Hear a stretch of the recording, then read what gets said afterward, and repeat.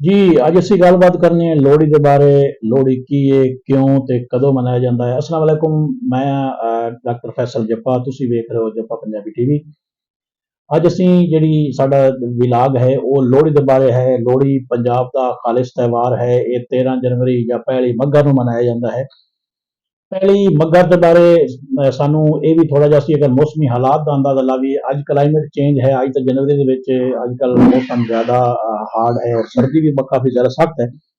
ਲੇਕਿन अगर ਅਸੀਂ ਪਹਿਲੇ ਅੱਜ ਤੋਂ 20 ਸਾਲ ਪਹਿਲੇ 25 30 ਜਾਂ 40 ਸਾਲ ਪਹਿਲੇ ਚਲੇ ਜਾਈਏ ਤਾਂ ਜਿਹੜੀ ਸਾਡੇ ਕੋਲ ਸਰਦੀ ਦੀ ਲਹਿਰ ਹੈ, ਸ਼ਿੱਦਤ ਹੈ, ਉਹ ਇਸ ਮਾਹ ਜਾਂ ਮੱਘਰ ਜਿਹੜਾ ਹੈ ਇਸ ਤੋਂ ਪਹਿਲੇ ਪੋ ਜਾਂ ਮਹੀਨਾ ਜਿਹੜਾ ਹੈ, ਮੱਘਰ ਪੋ ਜਿਹੜਾ ਹੈ ਉਸ ਵਿੱਚ ਜ਼ਿਆਦਾ ਗਰਮੀ ਪਾਉਂਦੀ ਹੈ ਔਰ ਸਰਦੀ ਸਰਦੀ ਸੋਰੀ ਪਾਉਂਦੀ ਹੈ। ਔਰ ਇਹ ਜਿਹੜੀ ਫਸਲਾਂ ਵੀ ਨੇ ਉਹ ਵੀ ਇਸ ਦਾ ਮਤਲਬ ਹੈ ਕਿ ਕਣਕ ਨੂੰ ਦੂਜਾ ਪਾਣੀ ਲੱਗ ਚੁੱਕਿਆ ਹੈ। ਕਣਕ ਵੀ ਥੋੜੀ ਜਿਹੀ ਤਿਆਰੀ ਦੇ ਵਿੱਚ ਹੈ ਔਰ ਇਸ ਤਰ੍ਹਾਂ ਸਾਡੀ ਫਸਲਾਂ ਜਿਹੜੀਆਂ ਨੇ ਪੱਕਣ ਦੇ ਕਰੀਬ ਨੇ।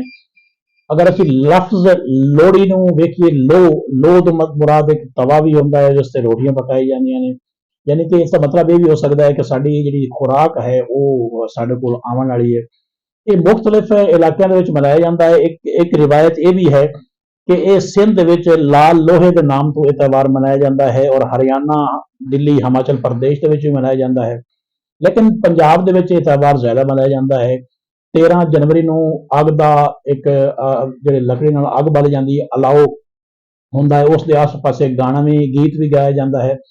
ਉਸ ਸ਼ਾਮ ਨੂੰ ਮੰਦਰਾਂ ਦੇ ਵਿੱਚ ਪੂਜਾ ਵੀ ਕੀਤੀ ਜਾਂਦੀ ਹੈ ਔਰ ਸਾਰਾ ਸਿਸਟਮ ਜਿਹੜਾ ਹੈ ਇਹ ਪੰਜਾਬ ਦਾ, ਇਹ ਤਿਉਹਾਰਾਂ ਦਾ ਹੀ ਤੁਹਾਨੂੰ ਪਤਾ ਹੈ ਸਾਰਾ ਸਿਸਟਮ ਹੈ, ਇਸ ਤੇ ਚੱਲਦਾ ਹੈ। ਜਿਹੜੀ ਦੂਸਰੀ ਹੈ ਲੋਹੜੀ ਦੇ ਬਾਰੇ ਇੱਕ ਰਿਵਾਇਤ ਹੈ, ਉਹ ਇੱਕ ਦੁੱਲਾ ਭੱਟੀ ਨਾਲ ਜੁੜੀ ਹੋਈ ਹੈ। ਤੁਹਾਨੂੰ ਪਤਾ ਹੈ ਦੁੱਲਾ ਭੱਟੀ ਪੰਜਾਬ ਦਾ ਬਹੁਤ ਵੱਡਾ ਸੂਰਮਾ ਹੈ।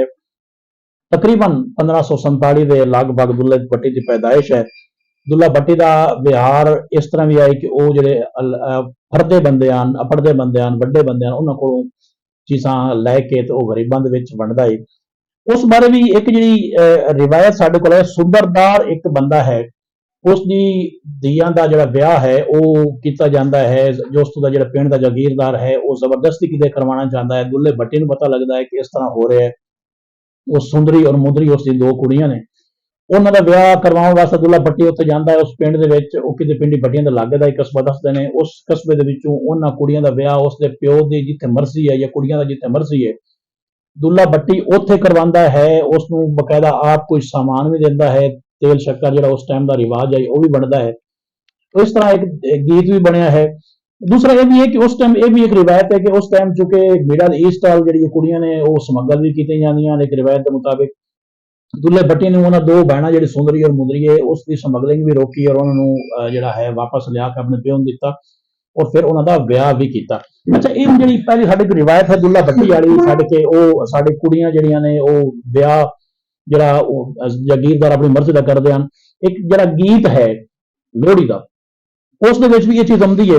ਪਹਿਲੇ ਤੁਹਾਨੂੰ ਅਸੀਂ ਉਹ ਗੀਤ ਵੀ ਡਿਸਕਸ ਕਰਦੇ ਹਾਂ ਕਿ ਉਸ ਦੇ ਵਿੱਚ ਇਹ ਕਿਵੇਂ ਆਉਂਦੀ ਹੈ ਕਿ ਸੁੰਦਰ ਮੁੰਦਰੀਏ ਤੇਰਾ ਕੌਣ ਵਿਚਾਰਾ, ਦੁੱਲਾ ਭੱਟੀ ਵਾਲਾ, ਦੁੱਲੇ ਦੀ ਧੀ ਵਿਆਹੀ, ਤੇਲ ਸ਼ੱਕਰ ਪਾਈ, ਕੁੜੀ ਦਾ ਲਾਲ ਪਟਾਕਾ, ਕੁੜੀ ਦਾ ਸਾਲੂ ਪਾਟਾ, ਸਾਲੂ ਕੌਣ ਸਮੇਟੇ, ਮਾਮੇ ਚੋਰੀ ਕੁੱਟੀ, ਜ਼ਿਮੀਦਾਰਾਂ ਲੁੱਟੀ, ਜ਼ਿਮੀਦਾਰ ਸਦਾਏ, ਗਿਣ ਗਿਣ ਪੌਲੇ ਲਾਏ, ਇੱਕ ਪੌਲਾ ਘਟ ਗਿਆ, ਜ਼ਿਮੀਦਾਰ ਵੋਟੀ ਲੈ ਕੇ ਨਸ ਗਿਆ, ਇੱਕ ਪੌਲਾ ਹੋਰ ਆਇਆ, ਜ਼ਿਮੀਦਾਰ ਵੋਟੀ ਲੈ ਕੇ ਦੌੜ ਆਇਆ, ਇੱਕ ਪੌਲਾ ਲੈ ਗਿਆ, ਸਿਪਾਹੀ ਫੜ ਕੇ ਲੈ ਗਿਆ, ਸਿਪਾਹੀ ਨੂੰ ਮਾਰੀ ਇੱਟ, ਭਾਵੇਂ ਰੋ ਤੇ ਭਾਵੇਂ ਪਿੱਟ, ਸਾਨੂੰ ਦੇ ਲੋਹੜੀ ਤੇਰੀ ਜੀਵੇ ਜੋੜੀ, ਸਾਨੂੰ ਦੇ ਦਾਣੇ ਤੇਰੇ ਜੀਣ ਨਿਆਣੇ।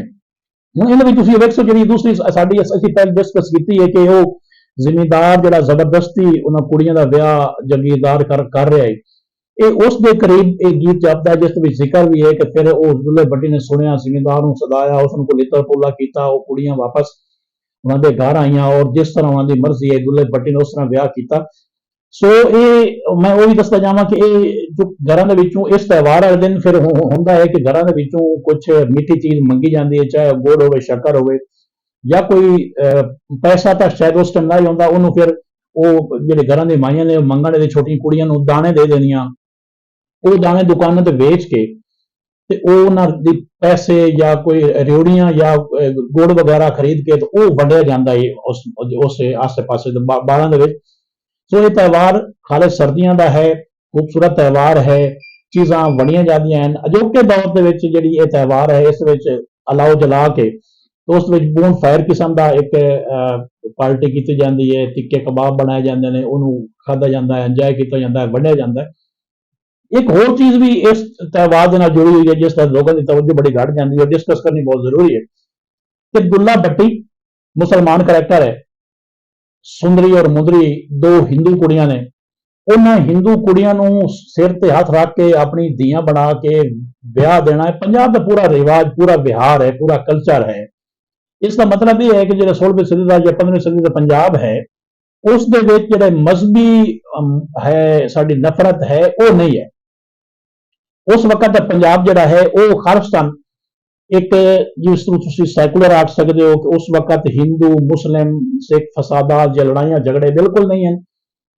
ਰਾਂਝੇ ਦਾ ਜੋਗ ਲੈਣ ਜਾਣਾ ਟਿੱਲੇ ਤੇ ਬਾਲਨਾਥ ਕੋਲ ਉਹ ਹੋਵੇ, ਤਾਂ ਦੁੱਲੇ ਭੱਟੀ ਦਾ ਉਹਨਾਂ ਸੁੰਦਰੀ ਔਰ ਮੁੰਦਰੀ ਦਾ ਵਿਆਹ ਹੋਵੇ, ਇਹ ਸਾਰੀ ਚੀਜ਼ਾਂ ਸਾਬਿਤ ਕਰਦੀਆਂ ਨੇ ਕਿ ਇਹ ਜਿਹੜੀ ਮਜ਼ਹਬੀ ਨਫ਼ਰਤ ਹੈ, ਇਹ ਬੜੀ ਬਾਅਦ ਦੀ ਪੈਦਾਵਾਰ ਹੈ।